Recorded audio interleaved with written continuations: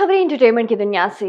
कौमी तराने की हालिक हफीज जलंधरी का 125वां यूम पैदाइश आज मनाया जा रहा है। अबुल असर हफीज जलंधरी ने अपनी जिंदगी का नस्फ से ज्यादा हिस्सा इल्म अदब की आबियारी पर लगा दिया। नगमाजार, सोजो साज, तलखाना, शेरें, चराग सहर और बज़म नहीं रज़म उनके मशहूर मजमू में शामिल हैं। हफीज जलंधरी ने 14 जनवरी 1900 को भारत के इलाके जलंधर में पैदा हुए। उनकी शायरी मजहबी, हिबुल-वतनी और लोक गीतों पर मुश्तमिल थी।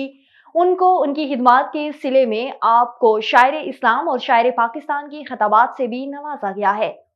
और पाकिस्तानी शोबिस इंडस्ट्री की हुबरू अदाकारा कुबरा खान की साथी अदाकारा गौहर रशीद के साथ शादी की अफवाहें जोर पकड़ गई।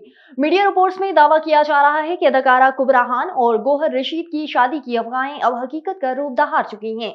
इस जोड़े की शादी की तारीख भी सामने आ गई। रिपोर्ट्स के मुताबिक कुबरा और गौहर 22 फरवरी को शादी के बंधन में बंधेंगी और उनकी शादी की तकरीबात का इनेकाद कराची में किया जाएगा, जिसमें उनके करीबी दोस्त और अहले खाना सिर्फ शरीक होंगे।